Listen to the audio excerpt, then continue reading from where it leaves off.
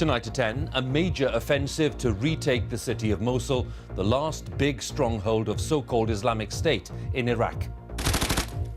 Iraqi forces and their allies, supported by the Royal Air Force, are trying to eject the militants who took control 2 years ago. We're now at a distance of about 300 metres from the nearest IS positions, but this is really just the first stage of what is expected to be a long battle. And on another front, south of Mosul, we'll be reporting on the progress of Iraqi forces there as they push forward. We'll have reports from the front line as concerns grow for the thousands of civilians still trapped in the city. Also tonight, the UKIP MEP who ended up in hospital after a scuffle at the European Parliament says he's leaving the party. There is something rotten at the heart of UKIP. I don't think that at this stage UKIP is governable. Police say Ben Needham, who disappeared 25 years ago on a Greek island, probably died in an accident. In Nigeria, 21 schoolgirls kidnapped 2 years ago by Islamist militants have been reunited with their families. And the Olympic and Paralympic heroes of Team GB have been honoured today at a special parade in Manchester. Here, how a bankrupt took over an ambulance firm, putting patients at risk and leaving debts of almost £500,000, and plans to reduce accidents in maternity wards and speed up claims for children like Alfie.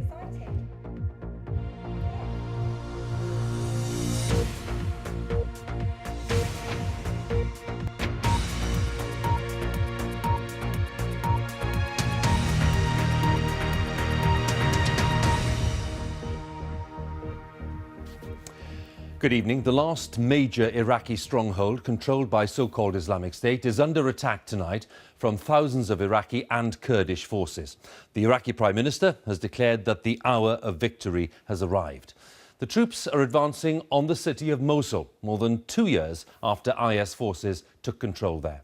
But there are concerns for many thousands of civilians who are likely to try to flee the fighting with no safe routes out of the city.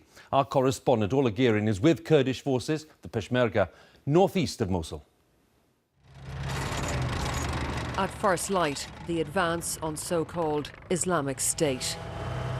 0 hour had finally come, bringing an offensive that could decide the fate of the extremists and ultimately of Iraq itself. We joined Peshmerga fighters from the autonomous Kurdish region. Their name means those who face death, and they were ready to kill and die today. Well, the offensive is now well underway. The Kurdish forces have been moving forward steadily, and we've been advancing with them. We're now at a distance of about 300 metres from the nearest IS positions, but this is really just the first stage of what is expected to be a long battle. It could take months to drive the IS fighters from the city of Mosul.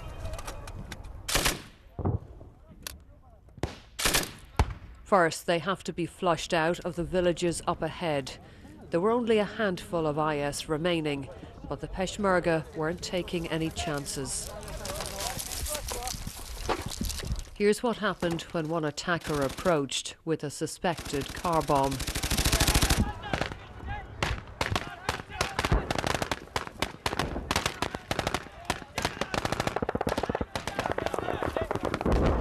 Before he could reach them, his vehicle exploded.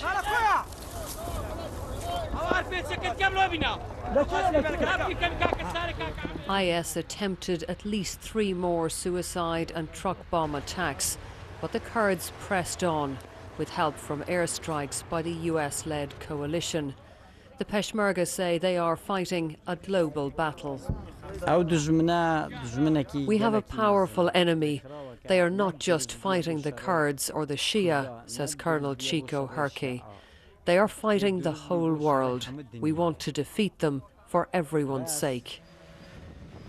And this is the territory they took from the enemy today, about 80 square miles. Any civilians were already long gone.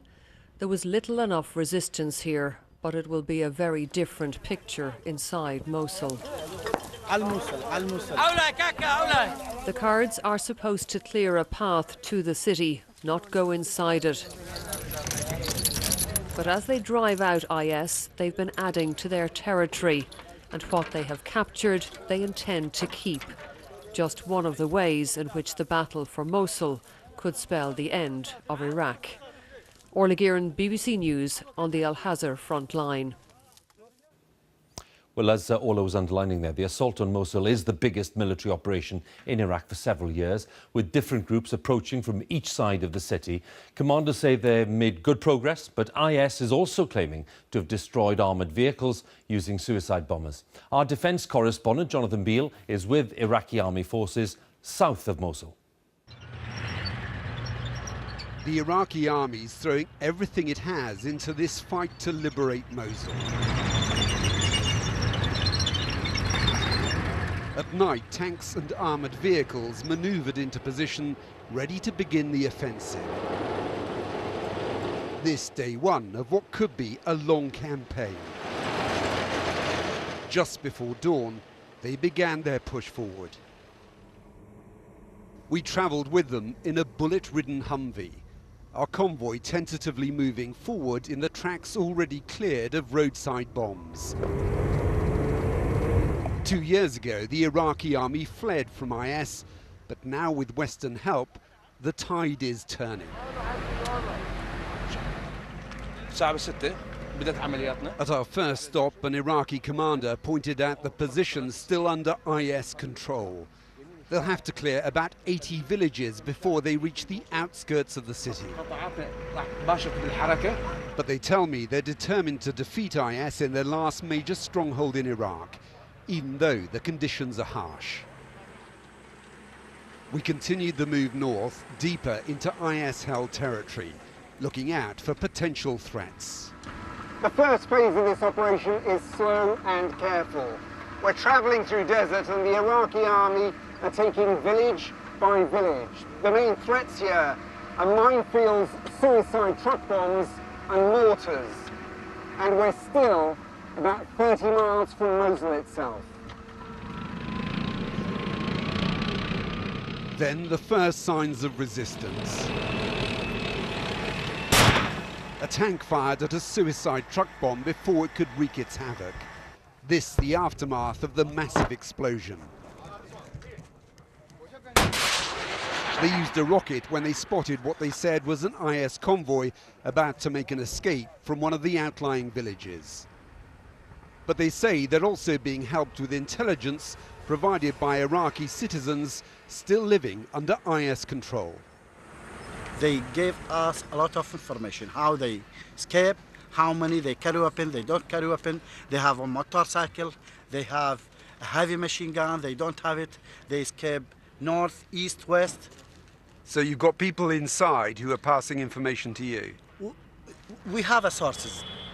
The Iraqi army is among few of the forces that will be allowed to enter Mosul. The majority of its troops are Shia, reflecting the population of the country. They still hope they'll be greeted as liberators in a city mostly made up of Sunnis. But there are also fears this fight could end with a more divided country. Jonathan Beale, BBC News, on the road to Mosul. Well, when so-called Islamic State took control of Mosul, Iraq's second biggest city, back in June of 2014, it did become a symbol of its growing power in the region, and the IS leadership chose the city to proclaim a caliphate there. As our World Affairs editor John Simpson reports now, liberating Mosul would have wider implications for the Middle East, though the battle itself could present a significant humanitarian challenge. Back in June 2014, it was a stunning victory for Islamic State, so-called. A small IS force drove a far larger garrison of Iraqi soldiers out of Mosul. Since then, they've controlled the city with great brutality, and the inhabitants will be glad to be rid of them, if the price isn't too high. Today, Kurdish Peshmerga troops fighting on the side of the Iraqi government were clearing out IS fighters from a number of villages about 20 miles from Mosul. But they had to face heavy fire. IS won't be a pushover. How serious is this for so-called Islamic State? Well, this was the area IS controlled at the start of last year. Now, 21 months later, it's in retreat almost everywhere. But the operation will be extremely sensitive, primarily because Mosul is Sunni-dominated. Kurdish troops make up a sizable proportion of the attacking force. The Iraqi army is fighting alongside the Shia militia, and there's been a history of bitter hostility between the militia and the Sunnis in the region. The force is being backed by Western airstrikes against IS positions. There are around 30,000 Iraqi and Kurdish troops altogether, against between 3,500 and 5,000 IS fighters. But the defenders have had time to prepare. They've dug networks of tunnels. They'll have planted plenty of booby-trap bombs. They may have chemical weapons. It's going to take a while. I know the Prime Minister Abadi has said he'd like to wrap this up by the end of the year. We'll see. We'd like to do this as quickly as possible, but this is going to be the Iraqi calendar, the Iraqi timeline. Britain's involved in the Mosul campaign too.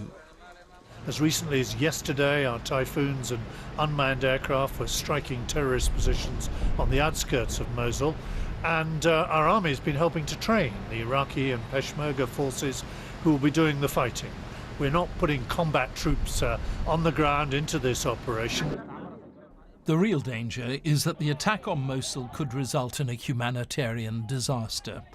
1 million inhabitants may need food and shelter and be used as human shields.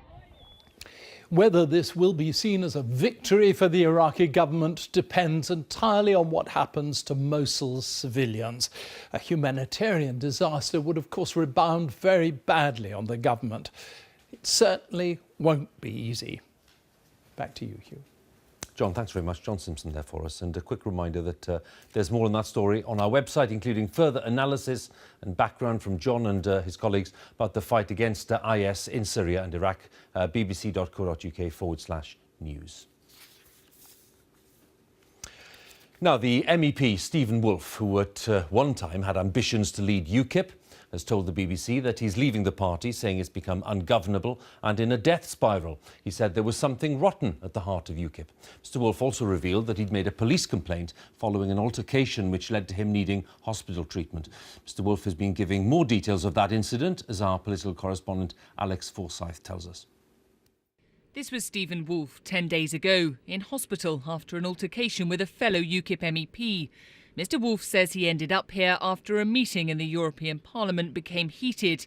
He asked a colleague to step outside to talk, man to man. But, he told me, he never meant for it to get physical.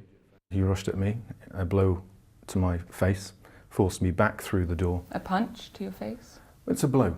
You know, at the point is I couldn't see whether it's a fist, whether it's an open hand, whatever it was. The point was it was a blow that impacted me in the face, as the medical reports will show. I was pushed back into the room and hit my back head against the back of one of the walls that was there. But the other MEP involved, Mike Hookham, has consistently denied assaulting Mr Woolfe, saying he didn't punch, hit or push him. He says he was defending himself. Mr Woolfe later collapsed. I'd had 2 seizures, one of 3 minutes, one of 2 minutes. I'd been unconscious for quite some time. And there was partial paralysis down the left-hand side and down my face, and they were incredibly concerned about me. You were in hospital for 3 to 4 days. What's this been like for you? It's been a horror story. It's been quite emotional. I think first and foremost, when your family have no idea what's happening to you and they see a picture like that, you get the full impact of that. Prior to this incident, you were the first person to say you wanted to be UKIP's next leader, to declare your ambitions. What now for those hopes? Well, there are no hopes as far as I'm concerned. I will be withdrawing my application to become leader of UKIP. I'm actually withdrawing myself from UKIP. You're resigning from the party? I'm resigning with immediate effect, which to me fills me with a huge amount of sadness. Mr Woolfe said bitter infighting and opposing factions have made the party ungovernable. There is something rotten at the heart of UKIP. Is it over for UKIP? I think they've got a spiral. Someone suggested it as a death spiral of their own making. Do you think it's a death spiral? I think unless someone very quickly can wrestle with the issues that they've got, then we will see the loss of something that I think shouldn't be lost. The loss of the party? Yeah, I think the loss of the party, their influence, the goodwill that the British public have with them. But has UKIP let those voters down? Of course they've let them down. They've let them down, they've let themselves down. How are you feeling? I'm shattered. Emotionally, I think intellectually, it's been an incredible challenge. And I feel that I had so much hope. I had so much expectation, inspiration to achieve so much more. Tonight there was a UKIP meeting. Shortly before news of this resignation, some were surprised by Mr Wolf's decision. Benny's wrong. Senior officials remain confident they'll find a new leader who can unite the party. Stephen's resignation was very disappointing, obviously, to lose somebody of his ability. You know, we've got tens of thousands of members now. I think we're going to be able to showcase our ability, the strength and depth of our talent over these coming weeks, and I'm very excited about that. But having lost one of the favourites to take over, UKIP's again battling inner turmoil. Alex Forsyth, BBC News. 8 men have been found guilty of sexually abusing 3 girls in Rotherham between 1999 and 2003. The court heard how they sexualised their victims, some of whom were as young as 13 when the offences took place. The men, who are all from the town, will be sentenced next month. Now, police investigating the disappearance of Ben Needham, the little boy who disappeared 25 years ago on the Greek island of Kos, say they now believe he was accidentally killed near the farmhouse that his family was renovating at the time. The 21-month-old from Sheffield was last seen playing outside the house in July of 1991. Detectives from South Yorkshire have completed a new search of the site. Well, for the latest, let's join our correspondent James Reynolds, who's on the island of Kos tonight. Hugh, 25 years ago, Ben Needham disappeared not far from this, his family's farmhouse. And the police now concludes that the little boy died near here on the very same day that he went missing. Ben Needham was 21 months old when he disappeared. For a quarter of a century, his family hoped he might return. But 3 weeks ago, the police began a search for his body. They acted on an anonymous tip. Ben may have been accidentally run over and killed by a digger driver, who then buried the boy's body nearby. It is my professional belief that Ben Needham died as a result of an accident near to the farmhouse here in Heracles, where he was last seen playing. The digger driver himself died last year. His family insists he was innocent, but the police say they found an important item which backs up their conclusion. It is our initial understanding that this item was in Ben's possession at or around the time that he went missing. The recovery of this item and its location further adds to my belief that material was removed from the farmhouse on or shortly after the day that Ben disappeared. Well, the last time I saw Ben, he was playing just where the drum is there. Ben Needham's grandfather spoke to reporters shortly after the boy disappeared.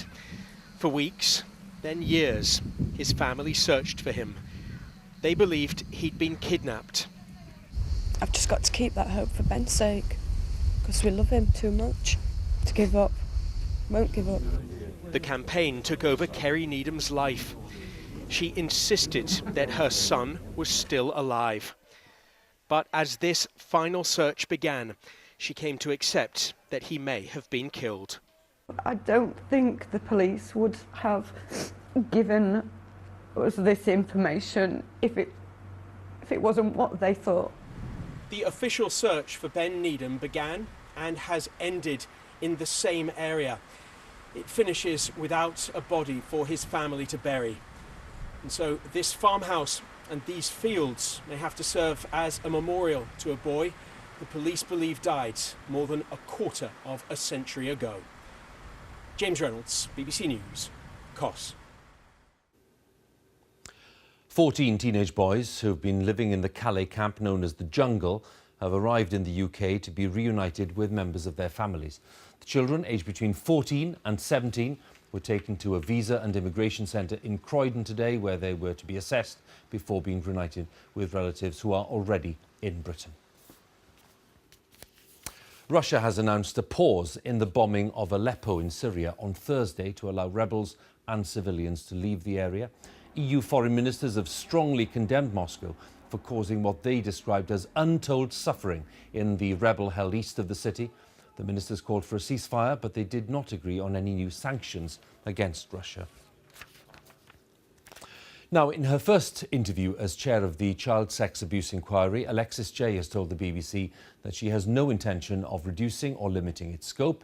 She's the fourth chair to be appointed following the decision to launch a major investigation into claims that institutions in England and Wales failed the victims of child sex abuse.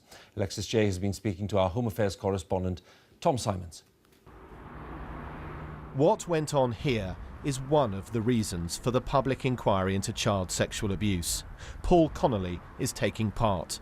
Very good to meet you. So this is what we're talking about? Yeah. He grew up in one of the houses making up St Leonard's Children's Home in Essex, now occupied by families, but not then. There was lots of sexual abuse. They used to obviously pay visits to the weaker children in the dormitories and drag them out in the night. So at what point did you go to this gym? But he is pessimistic that the public inquiry will ever answer his key question: why? The way it is now, it's never going to come to its final conclusions anyway. It's huge. You know, 10, 15 years' time, £150 million of taxpayers' money to find out what? To find out that most of the people you're going after are now dead. Its chair, Professor Alexis Jay, is under pressure to reduce its scope. Today she gave her first interview in this job, and this response. We have no intention to propose that any aspect of the terms of reference is dropped, for example. We will not be doing that. But we do intend to use different models and ways of working to deliver the terms of reference. That means fewer public hearings, like this one in the Litvinenko inquiry. More behind-the-scenes research. The details yet to come, but it may anger some groups. The inquiry occupies a floor of this London office block and is currently made up of 13 mini-inquiries and reports covering all of these topics, from churches to children's homes. Dozens are due to give evidence. To do all of this, the inquiry's got to act a bit like a court, questioning witnesses and establishing facts, but also like a therapist, supporting victims as they give evidence, and like a think tank, developing policies for the future. So much to do that some of its critics say it should concentrate just on the future and not the past. I treat with some scepticism the calls for us to forget the past, because only by understanding the lessons we can learn from that and the possible failings and cover-ups that might have taken place in certain institutions will we go forward with confidence. But the past for the inquiry includes the sometimes murky resignations of 3 chairwomen and its most senior lawyer. This inquiry's had an awful start. Is it a problem for you? There were some start-up problems. These have been overcome, and particularly in the last 9 weeks since I've been in place. So I believe if we can get on with our work without any more distractions, then we will deliver. Tomorrow, MPs will be questioning her about the resignation of her predecessor, Dame Lol Goddard. Tonight, the Prime Minister continued to offer strong support for the victims. This inquiry is saying we are listening. We recognise the horrific crimes that were committed against you. It's important that we find out why that was able to happen, that we learn from that. Professor Jay hopes the end of the inquiry will be in sight by 2020. Tom Simons, BBC News. NatWest Bank is to close the accounts of Russia's state-run broadcaster RT. The broadcaster, previously known as Russia Today, says the entire Royal Bank of Scotland group, of which NatWest is a part, is refusing to provide its services. An MP from Russia's ruling party has said that they will demand an official explanation from the UK government. Theresa May is to allow a brief pause in making a decision on whether to approve a new runway at Heathrow so that cabinet ministers can express their views.